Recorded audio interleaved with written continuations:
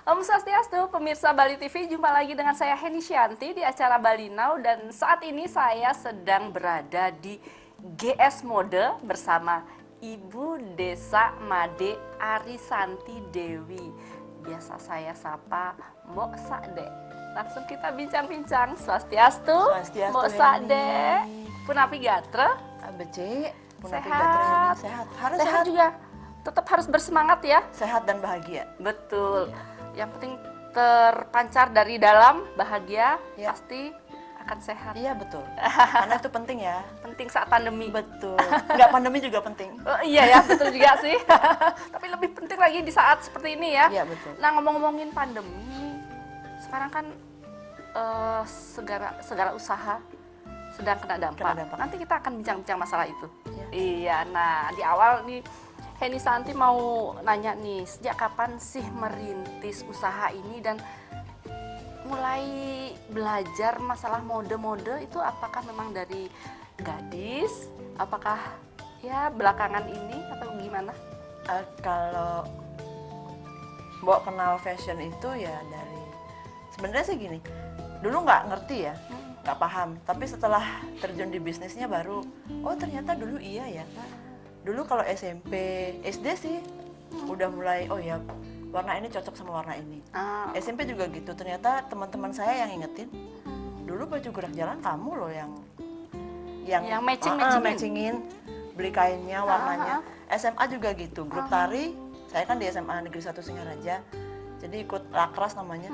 Itu yang ngedesain bajunya ternyata saya di situ.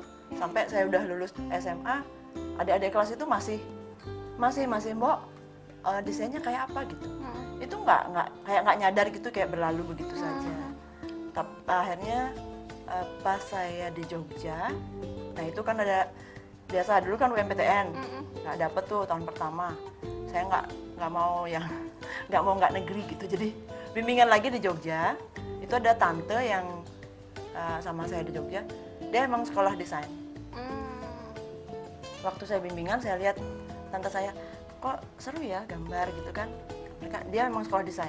Dari situ saya, oh tante gitu gimana caranya? Dia cuma ngasih tahu, kalau gambar porsinya 2, 1, 3 gitu. Jadi Ada aturannya. gitu. Oh gitu. Jadi saya coba-coba sampai saya beli pensil warna. Waktu bimbingan kan banyak waktu yang kosong ya Hen ya. Saya pakai latihan gambar. Terus kalau saya kirim surat ke sahabat saya dulu di Jakarta, kan udah kuliah, Nilo Jelanti itu sahabat saya. Jadi saya kirim suratnya pakai itu, kertas kosong, saya gambar desain sebelahnya, masih sampai sekarang disimpan. Oh ya? Ya itu juga ngingetin saya, kamu kan udah bikin dari dulu gini-gini. Oh ya, ternyata itu. Setelah saya kuliah di Brawijaya Malang, semester 7 kalau nggak atau 8, itu baru muncul lagi, saya nanti kerja apa ya? Nah itu. Iya. Jadi arahnya malah ke situ jadinya. Iya, Itu iya, sih yang bisa diingat, oh ternyata emang udah lama tapi nggak nyadar. Iya. Tiba-tiba ada jalan ngalir aja gitu, Iya, ke arah begitu. fashion gitu Iya ya. begitu. Karena nggak ada, maksudnya gini, kalau ibu saya kan guru, bapak saya pegawai negeri biasa di IKIP dulu, sekarang udah Undiksa. Jadi sebenarnya kalau di fashion nggak ada yang dilihat, makanya nggak kebayang harus sekolah fashion. Iya, iya. Sekolahnya makanya taunya yang standar nih, ekonomi gitu. Ya kebetulan dapatnya di Brawijaya. Iya, iya. Gitu sih. Tapi arahnya ke bisnis juga loh, ekonomi. Iya ternyata Saling ini ya, loh, saling mendukung. Saya sempat dulu waktu memutuskan di bisnis ini sempat menjudge salah jurusan. Kenapa sekolahnya nggak fashion aja gitu kan? Tapi ternyata memang bisnis itu tidak melulu mesti harus belajar satu bidang. Betul. Jadi banyak hal yang harus dipelajari termasuk manajemen. Iya. Itu penting banget. Iya, Ya. betul. Nah, ini kan ngomongin masalah fashion. Sebenarnya apa sih yang membuat Mbok Sakde ini betul-betul tertarik banget menggeluti bisnis fashion sampai saat ini? Kalau dibilang tertarik sebenarnya ini salah satu cita, saya punya cita-cita 2. Iya. Semester 7 atau 8 kalau nggak salah. Yang ada di pikiran saya cuma 2. Pekerjaan apa yang kalau dilakukan menghasilkan uang tapi masih bisa ngurus keluarga, gayanya gitu kan. Iya, iya, iya. saya lihat-lihat kalau orang-orang kerja di misalnya di swasta atau di ini kan dari pagi sampai Iya. sore kan bisa malam juga Iya. pulang. Saya lihat dosen saya bisa datang pagi 2 jam pulang. Iya. Jadi yang ada tuh cuman kalau nggak jadi dosen nggak tahu ya kok yang satunya tukang jahit ya. Ah, Dua cita-cita iya, saya. iya, iya. Begitu lulus kuliah, saya ngelamar di UNUD nggak keterima karena tahun 2000 itu UNUD sudah standarnya S2. Ah, Jadi nggak keterima karena kan S1. Walaupun saya saat itu di Brawijaya termasuk, di angkatan saya termasuk lulus agak awal. Nah tinggal satu nih, tukang jahit aja yang ada di ini saya. Jadi saya Iya. nggak ngelamar kemana-mana. Ada kebetulan saudara saya yang punya tailor, saya lebih tertarik kerja di situ daripada melamar di kantor. Iya. Nah itu, jadi ketertarikan cuma di situ aja karena basicnya pekerjaan yang menurut saya menghasilkan uang, tapi saya masih bisa ngurus keluarga itu. berarti cerdas dan cerdik. Pengen Biar dapat semuanya uang. kejangkau gitu. Jadi awalnya siapa sih yang ngajarin di dunia fashion kok bisa seperti ini? Ada nggak orang-orang yang benar-benar nge-push atau ngajarin di awal-awal sebelum kuliah di dunia fashion? Nggak ada. Nggak Nggak ada, makanya kayak ngalir gitu aja. Tapi saya, karena kan satu nggak sekolah fashion, Iya. ngotot aja di bidang yang Fashion saya tidak nggak sekolah. ada sekolah fashion sebelumnya?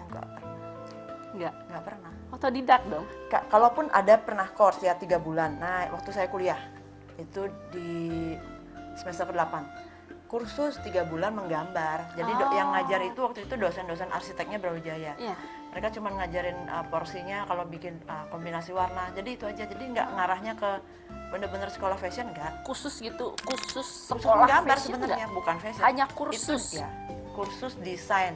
Jadi desain, Iya. gambar, Iya, iya. kombinasi warna. Cuman itu makanya cuma 3 bulan. Nah, itu pernah saya ini di Pernah Malang. dijalanin ya? Nah, setelahnya waktu sama sepupu di BD Tailor itu, kalau di situ saya lebih belajar sistem. Jadi ternyata sistemnya kayak gini ya, karena waktu itu mereka ordernya dari hotel-hotel besar, Hard Rock, Ritz-Carlton waktu itu, sepupu saya seragamnya, ada JTB waktu travel itu Jepang, jadi besar-besar, jadi saya tahu sistemnya gini, jadi belajar sistem. Iya. Ternyata kalau orang order tuh kayak gini larinya ke sini gitu kan. Itu bener-bener bikin saya terbuka, ternyata kalau bisnis di fashion salah satunya caranya ini. Jadi Iya. belajarnya di situ. Ya learning by doing sih Iya, sebenarnya. betul. Jadi Nggak- kita nggak sambil otodidak belajar. kalau yang gitu. Iya, betul. Jadi itu sejarah gimana merintis dari awal. Iya. Jadi benar-benar di tahun berapa yang saya betul-betul harus menggeluti di bidang fashion. Keluar dari saudara saya di BD itu setahun saya kerja di situ. Keluar niatnya kan mau cari modal tuh Hen. Jadi kerjanya di Falas gitu kan. Ternyata di Falas menjerumuskan orang saya. Kenapa begitu? Karena kan trading itu nggak gampang. Oh, iya, Walaupun saya iya, ada iya. basic di ekonomi, Iya. ternyata trading itu nggak gampang gitu, perlu jam terbang lah gitu. Dan kejelian. Ya, Gitu. itu perlu banget. Dan saya emang niatnya juga karena waktu itu pengennya kalau punya modal saya baru bisa punya usaha. Iya. Kan awal-awal kan Awal gitu. begitu Iya, pikirannya karena ya. mau buka usaha kalau nggak punya modal kayak Nggak apa bisa gitu. bergerak ya. Tapi kandas di Falas, saya berhenti dari situ, balik lagi ke niatan awal saya. Waktu itu nggak kerja, jadi saya kerjain. Ada teman saya bilang, ayo bikin ini, bikin lilin buat souvenir. Belajar bikin lilin, bikin sendal dari endak, polos. Iya. Terus saya isi sulam, Iya. ada bukan villa sih, kayak penginapan kecil gitu. Iya. Dia perlu kayak sendal kamar. Iya, Nah, betul. saya kerjain, saya cari tukang sendal sendiri gitu Iya, kan. iya. Tuh masih kos di sini. Terus dari tukang sendal dapat order apa aja saya kerjain. Saya sulam sendiri. Terus tukang sendal tuh bisa bawa motor kan, Hen, bawa motor. Iya. Itu bisa segini tingginya terus nggak Penuh kelihatan. barang. Iya, sama sandal kan. Waktu dapat order tuh senang sih, di kos kerjain tuh sulam sendiri. Tapi kan itu kan bukan yang pasti gitu kan. Iya, iya. Itu temporary lah. Iya, betul. Berarti mulainya itu dari ya benar-benar penuh apa ya, jalannya berliku gitu untuk Iya, mencapai nggak seperti langsung- nggak sekarang. langsung ke fashion ini enggak. Enggak ya, jadi bener-bener yang sendal dulu Iya. yang ya yang nggak ada. apa aja lah gitu. Iya, jadi yang penting ngumpulin modal sih awalnya. Oke deh, kita lanjut ke segmen kedua Mbak Sade ya. Iya. Baik pemirsa, kita jeda saat, kita kembali setelah iklan berikut. Jangan kemana-mana, tetap di Bali Now. Baik pemirsa, masih di Bali Now, masih di GS Mode dan masih bersama Mbak Sade Iya, yang Hen. anggun dan berkarisma. Oh. Nah tadi kita ngobrolin masalah tantangan. Iya. Gimana harus ngumpulin modal untuk membuka sebuah usaha itu Ya. pasti. Nah pasti ada sebuah tantangan lain nih saat awal-awal merintis dunia fashion nih. Ada nggak bisa cerita kepada pemirsa Bali banyak. Now? Nggak apa-apa ya, saya cerita banyak Oh ya. iya, yang mengharu biru kan nggak apa-apa.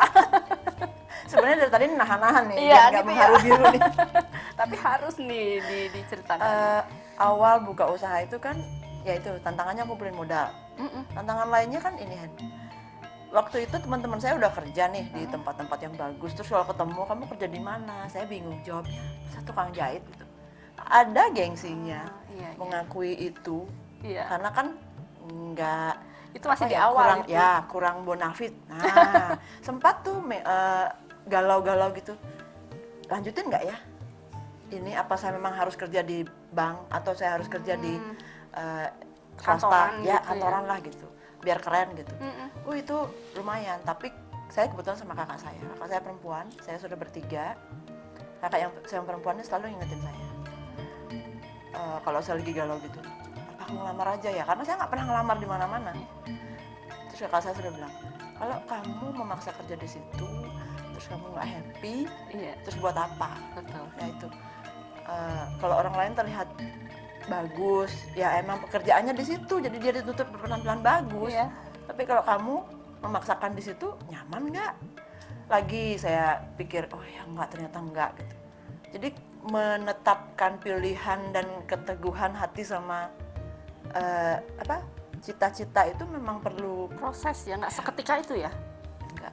Karena memang juga kan saya juga nggak ada modal, nggak kenal Mm-mm. siapa-siapa, tapi saya beruntungnya selalu dikelilingi orang-orang baik, itu aja. Iya, itu sebuah anugerah Itu yang luar biasa. modal terbesar Iya, hidup saya. Betul, betul. Nah, saat pertama membuka, dulu masih bukan butik lah ya, penjahit mungkin ya. Bukan lah, penjahit juga enggak ya. Enggak Karena, waktu awal belum punya toko, saya itu pede nih, Hen. Untungnya teman-teman saya yang di BD dulu itu baik-baik banget. Kapan aja kamu mau buka, ayo kita support. Nah, jadi mereka baik banget. Jadi ada tukang jahitnya yang begitu selesai kerja sore, saya ajak keliling nih ke saudara-saudaranya bapak saya. Tante mau bikin ini enggak? Tante, itu jadi telepon Door kan. to door. Dengan modal yang bikin apa ya, mungkin orang oh gitu kan kaget, saya gambarin. Tante mau bikin apa, mau bikin baju apa, langsung saya keluarin tuh senjata saya yang cuma bisa gambar. Iya. Saya gambarin, oh ya, jadi kan mereka tertarik. Bikinlah 1, 2, mau gorden, mau sarung bantal, Segala macam, nggak jahitin, hanya baju enggak. aja, nggak hanya pakaian. Iya, cuman pakaian dalam aja saya nggak pakai. Jadi gorden, spray, semuanya, sarung bantal, oke. Semua saya kerjain. Sampai satu saat ketemu sama adik ibu saya. Jadi om saya kebetulan waktu beliau mudanya sekolahnya di Singaraja itu sama keluarga saya. Jadi dia yang tanya, kamu ngapain sekarang? Jadi tukang jahit om dengan PD-nya. Padahal saya masih di kos, masih keliling. Iya. Tokomu di mana? Nggak ada, di kos aja. Loh, gimana caranya kamu buka usaha kok kamu? Ya kan aku bisa keliling-keliling om, aku teleponin tuh. Oh gitu. Terus dia, udah cari tempat. Om yang kasih uang. Jadi om saya itulah yang kasih modal buat kontrak. Saya agak kaget sih, ternyata ini pesannya kalau mau buka usaha, bangun aja mimpinya, itu pelajaran buat saya. Saya nggak siapin dari awal. Jadi sebenarnya kalau sudah punya mimpi pengen bikin buka sesuatu kayak saya jahit, disiapin aja. Oh ya, bayangin aja kalau buka jahit nanti Step by stepnya ya gitu. itu dibikin. Oh. Jadi saya iya. kayak kehilangan beberapa waktu karena tiba-tiba ada Tuhan itu kirimkan ini loh, Nah begitu modalnya datang, saya agak kaget. Kelabakan ya? Karena saya nggak siapin semuanya, jadi perlu waktu, akhirnya kemakan waktunya. Jadi oh ya berarti kalau next kalau saya pengen sesuatu, saya siapin aja, entah datangnya kapan. Jadi begitu datang, kita udah siap nih. Kan nggak tahu ya. Cara Tuhan memang di luar dugaan, tidak pernah terpikirkan, tapi memang apa ya, amazing sekali buat saya. Jadi om saya yang kasih uang buat kontrak itu 15 juta. Kontraknya waktu itu 8 juta, saya kontrak 2 tahun, jadi kan 16. Nah, ibu saya mungkin saat itu sudah melihat, oh ternyata anak saya emang nggak mau kemana-mana, jadi ditambahin lah modalnya 5 juta lagi, total modalnya itu 20 juta.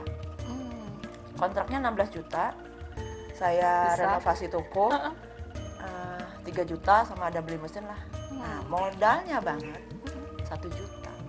Modalnya hanya 1 juta. Modal kerja ya, modal kerja itu Hen. Jadi untuk beli kain, beli bahan, itu 1 juta. Dan dengan PD-nya saya buka toko sendiri aja, nggak ada tukang jahit, nggak ada yang lain. Hanya Mbok Sade aja yang dengan PD-nya saat itu. Nah Sendiri. pasti ada. Karena nggak punya tukang kan. Sebelumnya kan saya pakai tukangnya saudara saya, yang keliling-keliling itu. Jadi buka toko sendiri, duduk aja kalau ada yang datang. Kok sendiri? Terus maafkan saya kalau yang dulu saya bohongi. Saya bilang, iya Bu, soalnya ini kan toko baru, jadi yang lainnya masih di toko yang lama.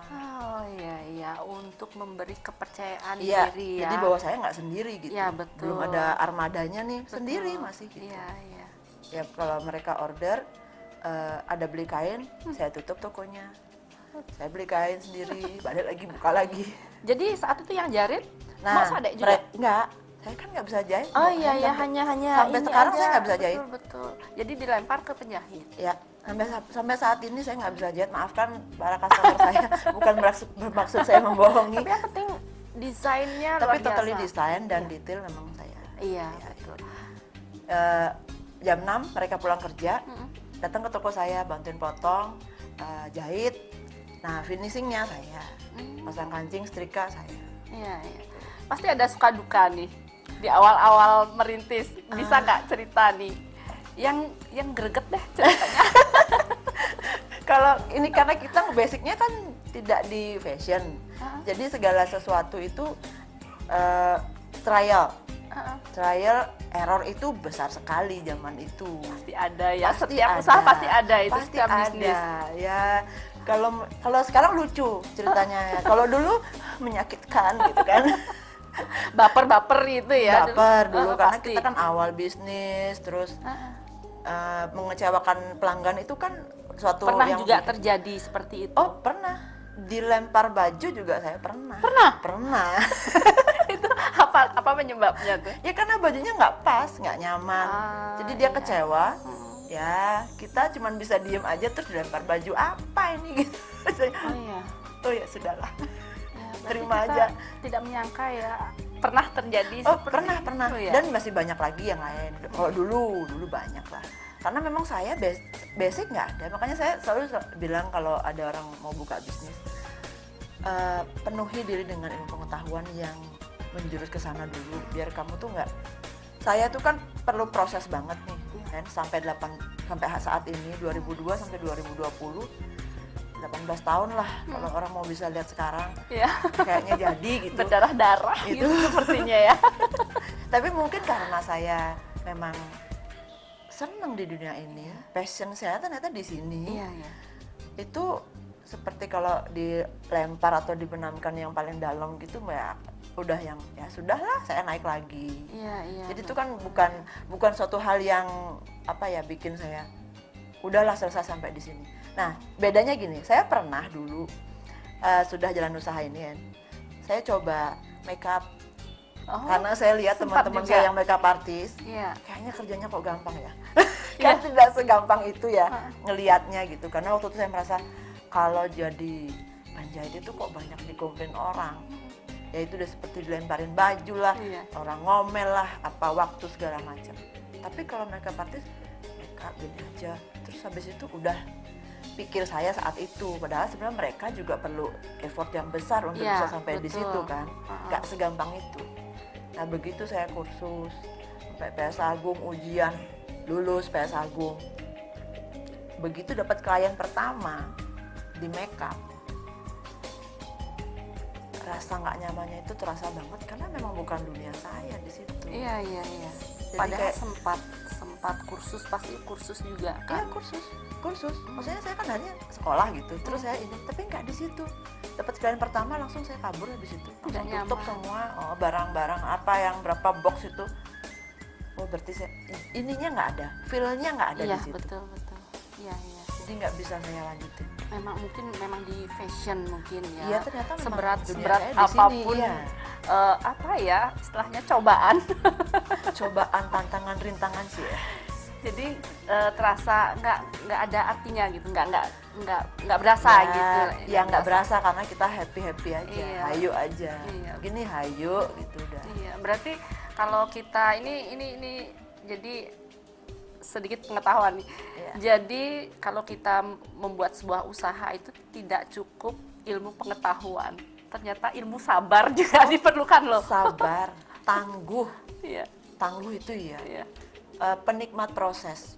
Kadang orang kan nggak, ya itu udah sabar ya. Ilmu sabar. Sabarnya itu, Ilmu sabar di lapangan. sabarnya nggak ada batasnya. Betul. Gitu. Ya, itu Nggak ternyata. bisa. Kan ada orang pengennya cepet jadi, Ya. ngerasa udah ini ya itu bener-bener harus jadi penikmat proses kalau punya usaha. Iya, agar lebih kokoh ya. Ya, Jadi biar tangguh. betul. Ya. Luar biasa banget.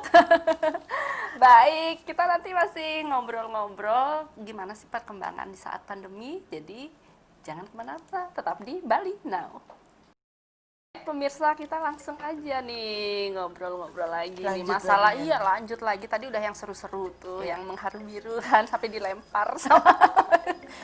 Abaikan saja. Lempar duit ya. Ya, kalau dilempar duit, habis itu kan sekarang dilemparnya duit. Iya, itu efeknya sekarang. Iya, betul. Nah, ini kan di GS ini saya lihat ciri khas dari desain-desainnya penuh dengan apa ya? Detail. Iya, bordiran. seperti ini bordiran. Itu memang ciri khas dari GS atau gimana, Bu Eh, Sade? Iya, awalnya di 2004, 2005 itu saya beralih dari, kalau dulu kan trennya kebaya bordir ya, Iya, bordir yang katun. betul. Ya, yang katun. Jadi Bali belum ada kebaya modif itu belum.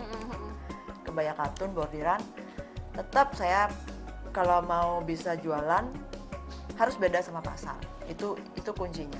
Itu ya. Ya pembedanya itu. Jadi saya nggak bisa gambar dulu, maksudnya motif itu nggak bisa. Tapi karena kalau di luar saya nggak suka warnanya, kombinasi warna itu penting. Iya. Nggak suka warnanya, udah saya bikin sendiri. Motif bordiran itu saya bikin sendiri. Sampai ada satu penjual lah, misalnya yang dari Seminyak itu mereka yang order terus. Nah banyak pemain di bordiran, saya kabur lagi. Kalau sudah banyak pemainnya, saya biasanya mundur. Kesalahan sih sebenarnya nggak boleh gitu kan. Iya. Bertahan aja di situ dengan keunikan sendiri, sebenarnya akan bisa survive terus. Iya. Kesalahan saya di situ. Saya mundur karena merasa harga udah nggak bisa dikontrol, jadi perang harga. Mundur, bikinlah saya kebaya modif. Nah dulu kebaya modif yang ada tilenya, yang kayak Iya, gitu ya. seperti Itu di Bali belum banyak, tapi saya udah lihat di majalah-majalah. Dulu kan sosmed belum ada ya. Iya. Di majalah majalah-majalah fashion gitu, kok mereka bisa bikin ya? Karena saya nggak sekolah di fashion, Iya. jadi teknik-teknik itu benar-benar saya tidak pahami. Iya. Kok mereka bisa bikin? Yang pertama yang ada di pikiran saya, oh iya, karena mereka di Jakarta, ini kain cuma ada di Jakarta gitu. Jadi yang ada motifnya, Iya. kosong, terus ada motifnya. Iya. Kan sebegitunya saya nggak tahu karena saya nggak sekolah fashion. Teknik itu saya liatin aja, kalau mereka bisa bikin saya pasti bisa. Yang ada cuma itu majalah ya, saya bolak-balik loh, saya pasangin lampu, belajar, Iya. berharap itu 3 dimensi atau 4 dimensi. Jadi saya tahu itu apa sih gitu Iya. kan. Tapi baiknya itu ada satu foto yang bagian lengannya di motifnya itu kebuka, dia yang kurang rapi. Dari Kebuka. situlah Nah, terlihat. dari situ saya tahu, oh ini aplikasi. Iya, tempelan. Ternyata sebegitunya loh, saya nggak tahu Iya, karena iya, saya nggak iya. sekolah fashion. begitu saya tahu langsung saya trial, saya beli bahannya, saya coba sendiri. Pokoknya dari situlah. Oh ternyata ini begini, ternyata ini semua aplikasi. Iya. Tahu. Dari situ akhirnya. Dari situ ditawarin ke customer, enggak, belum ada yang mau. Saya pasang. Jadi cara saya menawarkan sesuatu hal yang baru, kita harus bikin sampelnya. Jadi kita nggak bisa ngomong, ibu mau nggak kita bikinkan kebaya modifikasi, tapi nggak ada contohnya nih, cuma ngomong-ngomong aja nggak bisa, nggak bisa. Jadi bikin sampelnya, kita bilang, mau nggak bu, ini saya punya model baru, kayak gini nanti gini. Jarang ada orang tertarik. 2006 itu saya ingat belum. Masih belum ya, masih mengikuti Masih mode-mode yang standar, lagi ngetren ya, di Bali. ya, masih biasa. Tapi di Jakarta udah mulai tuh. Bunda Ana Avanti yang saya lihat di majalah, wah keren banget. Tapi belum ada. Sampai ya mulai beranjak, orang mau, ya saya ini. Nah, kemudian karena lagi berpikir biar ada pembedanya sama yang lain, saya bikinlah detail bagian lehernya. Itu juga karena lihat di majalah sih. Oh berarti ini pakai bordiran, terus dipayet gitu kan. Mencari tukang bordir yang mau sesuai sama yang apa kita mau itu nggak gampang. Dulu waktu saya cari tukang bordir untuk pasang brokat di pilu aja itu, wah rayunya setengah mati. Tukang bordir saya yang di Katun, ayo mas tolong dong mas, bisa kok mas. Nggak bisa mbak, itu kan udah banyak alasan. Itu berarti tidak mudah ya, sebenarnya nggak gampang. Tapi kenapa Bu Sade, saya harus kerjakan yang ini begitu? Karena ada customer saya di PLN dulu bawa bajunya kan, terus saya lihat, ini aplikasi, saya lihat, saya balik. Duh, kok dia bisa ada stick-stick jahitnya itu, berarti ini kan bisa dijahit. Yang sebelumnya kita lakukan dengan di stum itu. Nah satu-satu, aduh itu lama. Waktunya lama. Jadi kalau ordernya banyak kita nggak bisa, nah perhitungannya gitu kan. Apa yang bisa dilakukan lebih cepat tapi hasilnya tetap bagus. Jadi saya rayu-rayu tuh tukang, akhirnya dia mau. Loh kan susah, nggak apa-apa mas, ayo mas, tak tungguin. Saya nggak bisa kan. Ya itu. Jadi, berarti itu perjuangannya untuk membuat ciri khas dari GS ya. Iya. Nah saat ini kan pandemi, semua pasti merasakan, semua bisnis pasti merasakan. Ada nggak dampak dari itu? Banget. Dan kali inilah baru kita merasakan dampak dari apa? Kalau dulu 2017 teman-teman saya ada beberapa sudah kena dampaknya, yang pariwisata nggak bagus lah, 2018 juga pada ngecek semua, kamu gimana? Biasa aja gitu kan. Ini pandemi baru. Tapi ternyata menurut saya, maafkan kalau ada yang tidak setuju, ternyata pandemi ini benar-benar bawa hal positif banyak buat saya. Jadi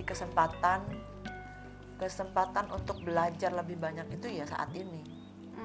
Nah 2019 saya termasuk yang berasa di zona nyaman, jadi ngerasa udahlah segitu-segitu, udahlah punya customer udah gitu kan, ordernya udah ada gitu, jadi berasa zona nyaman. Wah ternyata membahayakan sekali. Ya begitu pandemi datang, baru saya tersadar, oh ternyata saya nggak bisa di sini aja. Kesempatan saya untuk sebelumnya sudah terlihat tapi tidak diseriusin, kayak misalnya online, ya produk online apa gitu tuh nggak saya terusin. Saya punya brandnya. Ya ada brand dulu namanya Sadek Bali, cuman itu nggak berlanjut karena tidak serius. Sebenarnya apa-apa kalau dikerjain serius jadi bisa jadi gitu. Jadi yang benar gitu loh. Ya itu termasuk project saya yang nggak benar, maksudnya nggak benar, nggak diurus gitu. Langkahnya mungkin. Padahal customernya ada lumayan. Tapi karena saya terlalu fokus di ini, jadi yang ini tidak digarap dengan kesalahannya tidak membuat gitu. tim berbeda. Jadi banyak akhirnya yang saya tahu, oh ternyata saya timnya saya jadiin satu nggak bisa, harus beda, timnya harus beda. Kalau beda brand, beda tim, jadi yang ini bisa bertumbuh, ini bisa. Itu dapatnya waktu pandemi. Saya banyak webinar, gila tiap hari, seminggu itu cuman kayaknya sehari atau 2 hari saya off dari webinar itu. Saya belajar komunikasi, ya, terus saya belajar sama Didit Maulana, desainer favorit saya, berapa hari. Kelas-kelas webinar itu saya ikutin itu selama berapa bulan gitu. Harus jadi benar-benar di saat pandemi harus banyak mengisi diri. Ternyata ini kesempatan baik buat saya. Jadi oh ini kelemahan saya dulu, saya nggak melakukan ini, saya kerjakan. Dan nah sekarang ini lagi membangun satu brand yang baru. Ya. Jadi saya kayak restrukturisasi GS Mode pun saya obrak-abrik sistemnya. Saya benerin lagi dari bawah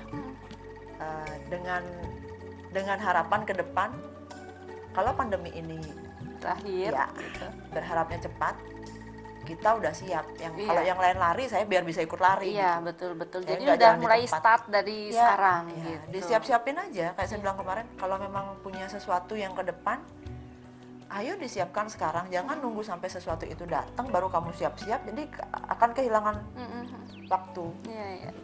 Dan yang luar biasanya banget, saya dengar-dengar pelanggannya sampai di mancanegara. Oh ya, itu karena biasa sosial banget. media. Awalnya Kalau yang dari Italia itu dari sampai Italia juga. Italia itu tahun 2016 kalau nggak salah, ya 2016. Dia taunya dari website. Kita komunikasi lewat WhatsApp dan sampai cara pasang saya videokan di manekin cara pasangnya gitu kan. Saya kirim ke Italia dan dia happy sekali di situ. Ya dikirimin foto dia nikah di sana di Italia. Jadi nggak ketemu langsung. Oh enggak. Iya ketemunya. Ngukurnya gimana kalau ngukurnya? Kita ada chart pengukurannya sederhana sekali, yang standar kita, jadi mereka juga gampang, asal mereka punya meteran aja, udah bisa dah. Oh iya, iya. Yang terakhir justru di pandemi ini ya, Hen, ternyata online custom saya yang banyak, Oh iya, iya. custom order tapi Betul, online. online. Iya. Iya. Dulu saya kan nggak kebayang, maksudnya agak ngeri kalau ada orang online custom. Iya. Kalau size oke, S, M, L sudah punya standar. Cocok nggak cocok itu kan resikonya mereka ya, Betul. karena kita punya standar sizing seperti ini gitu. Tapi kalau online custom itu modelnya beda, satu orang, dua orang, tiga orang beda. Nah yang bulan lalu itu saya dapat dari Lampung seragam 10 orang, dari bahan kebaya sampai ini gila ya beneran ya. Dan itu online. Online mereka kirim ukuran, saya kasih chart, mereka kirim ukuran, bahan pemilihan bahan biasa, foto segala macam, diskusi lah. Memang kalau online diskusinya yang lama, sampai oke ya DP setengah kirim, kita kerjakan, kita cek, kirim, mereka oke. Puas Itu yang di Lampung, Jakarta, Banjarmasin, Sydney, Melbourne. Wah, yang pandemi ini, Iya. ya itu, ternyata ordernya nggak dari sini, dari luar. Iya ya, tetap ya, Tetep. nggak ada, walaupun mungkin pengaruh sedikit, tapi nggak. Tetaplah kita, maksudnya kita nggak pernah tutup juga. Iya. Ya. Masih karyawan berarti masih total bekerja semua. Masih. Ya, luar biasa banget berarti. Ya, syukur. Dan ada hikmah juga ya di saat pandemi ini kan. Jadi bisa komunikasi lewat webinar, dulu nggak bisa pastinya. Banget. Kalau dulu mau belajar mesti datang Males ke juga. Dan waktunya nggak fleksibel. Kalau ini kan bisa diatur berapa Iya, jam. dan di kita rumah webinar. aja dikerjain, Di rumah jadi aja. bisa ngurus keluarga, bisa masak juga. Ternyata terpenuhi ya cita-citanya. Iya betul, berarti kekuatan pikiran Iya, ya. Dari kita nanti lanjut di segmen keempat Oke. ya. Baik pemirsa, kita jeda saat, jangan kemana-mana, tetap di Bali Now. Baik pemirsa Bali Now, kita masih di butik GS Mode. Aduh, suasananya nyaman nih, apalagi mendung-mendung gini nih. Nginep juga nggak apa-apa ya? Boleh? Kapan-kapan. Iya, oke. Oke, kita lanjut tadi. Oke. Tadi kita bahas apa ya? Iya apa? Sudah sampai mancanegara ya Iya. pelanggannya. Nah, di saat pandemi, karena sudah banyak pelanggan, apalagi di Indonesia Raya ini sudah mana ya, Lampung lah, mana udah ini. Pasti ada inovasi-inovasi baru nih untuk memanjakan pelanggan nih. Ada nggak inovasi-inovasi baru nih? Iya, kalau dari produk pasti ada. Karena kalau kita tidak inovasi, bosan kan. Itu aja. Saya juga termasuk bosan kalau produknya itu aja. Iya. Jadi inovasi kalau di kita, karena kita detail, mainnya di detail, jadi detailnya yang kita inovasi. Tekniknya, Iya. teknik bikin detailnya. Kayak ini misalnya, Iya. kalau dulu bordir itu kan di base-nya dari kain kaca, dibikin, itu sudah umum. Jadi saya sekarang sama tim bikinnya bordir itu di tile. Sampai kalau orang lihat produk kita, tanyanya, "Mbok itu kainnya beli di mana?" Jadi kayak kain ya, kayak bukan bordiran yang biasanya. Iya. Karena Karena kebetulan semua gambar bordir di sini saya yang bikin. Ya, benar-benar semua ini karyanya Mbok Sade ya. Iya, kalau yang seperti ini bordir kan ya. yang terbaru ya, Mbok Sade ya? Ini termasuk apa? Ini tekniknya yang terbaru. Ya, Jadi tile bahannya, jadi seperti dia lemas. Kalau bordiran biasa kan agak kaku ya. kaku. Ya kaku. Ini kan kayak kita beli kain. Ya, Nah, yang ikut ke badan Ya. ikut dia. motifnya juga jadi beda. Tapi emang benar itu tekniknya juga berbeda. Tidak seperti bordir yang sebelumnya. Cara pasang payetnya juga beda. Jadi saya memang kalau pasang payet apa gitu tuh saya cek sendiri. Terus pemilihan warna saya cek sendiri. Karena warna itu penting, kalau desainnya bagus warnanya nggak bagus nggak oke. Harus dipadu-padan. Ya karena kita memang kalau ya kita detailnya yang bikin kita beda. Iya. Berarti hanya yang seperti ini atau ada yang Nah kalau yang Oh, produk ya itu karena sekarang zamannya online, ya? jadi kita juga mempersiapkan ada satu brand yang ya seperti yang saya pakai ini, lebih simple, lebih banyak Terbaru. orang pakai. Ya, sebenarnya ini brand sudah ada sebelumnya, jadi kutu baru Kartini yang casual. Tapi bisa dipakai sehari-hari kan? Mbak Bisa Sade, ya, mau dipakai celana atau misalnya kalau mau ada semi resmi tinggal Ya. pakai kain yang diikat. Iya. Nah, itu masih bisa langsung pergi, gampang ya. Yang casual lebih casual lah, tapi tetap detail. Saya pakai ada ya ciri tetap, khasnya ya. Karena kenapa saya pakai detail bordir? Satu lagi ada yang lukisan. Jadi dilukis biar artisan-artisan lukis sama bordir itu masih bisa kerja juga. Jadi Iya. saya nggak, kalau mau gampang sih jual yang polos aja. Nggak Betul. ribet pikir ini bordirnya warna apa ya, motifnya yang mana ya. Itu kan agak ribet. Jadi karena saya berpikir ini tukang bordirnya biar kerja, terus saya kebetulan ada tukang lukis kenal juga biar dapat kerja karena mereka nggak kerja. Iya. Jadi ini yang simple casual, Iya. saya tambahin detailnya. Oh, berarti nih seandainya ada pemirsa Bali Now nih pengen banget order Ya. ataupun melihatnya, ada nggak? Bisa cek kalau di yang produk custom kami atau sewa atau ready to wear yang kebaya seperti ini, bisa dicek di Instagram kami GS Mode by Sade. Nah, kalau untuk yang produk ini yang casual, kalian bisa cek di Instagram kami by Sade, BY Sade. Untuk yang lebih detail pengen tahu cerita saya, tim saya, bisa subscribe YouTube. ya Hen, Iya. di YouTube saya Sade Kebaya. Nah, nanti di sana ada tutorial juga, ada sudah saya kerjakan. Ya, karena subscribe, like, komen, jangan lupa tekan tombol lonceng. Karena subscribe itu gratis. Gratis ya. Ya berarti pemirsa Bali Now bisa lah ya melihat dari Ya, medsos, dari di YouTube saya di Sade Kebaya lebih detail. Nanti ada tutorial karena YouTube ini saya lakukan juga karena inilah pandemi. Iya. Pandemi ini kan dan bukan cuma ini, sebenarnya ke depan proses marketing atau promosi itu larinya ke YouTube. Iya, kita harus mengikuti Iya, perkembangan ya. harus Iya, mengikuti. iya betul. Paling enggak dengan proses memberanikan diri, istilahnya saya memberanikan diri nih buka YouTube, punya Iya. YouTube. Iya. Nggak pernah kebayang sih. Di awal pandemi saya udah baca-baca tuh. Next promosi tahun-tahun ke depan itu YouTube. Iya. Saya udah, ini gimana caranya? Kalau Instagram, web atau Facebook masih oke lah, masih Iya. bisa gitu. Tapi YouTube itu kan Sepertinya harus nggak ya. nggak harus ya kita- nggak gampang untuk sampai ke sana. Nah, tahun inilah saya membuka diri untuk berkolaborasi ya. mulai Karena berkolaborasi. Ya, karena Iya. untuk kita bisa maju bertahan Iya. ya, dan bisa maju ke depan itu kolaborasi penting. Yang dulu tidak pernah ada di kamus saya. Berkolaborasi itu nggak ada. Dulu menutup diri lah Iya, ya. menutup diri, nggak mau. Iya. Diajak banyak orang, saya kolaborasi saya nggak mau. Oh ya. Karena menurut saya beresiko.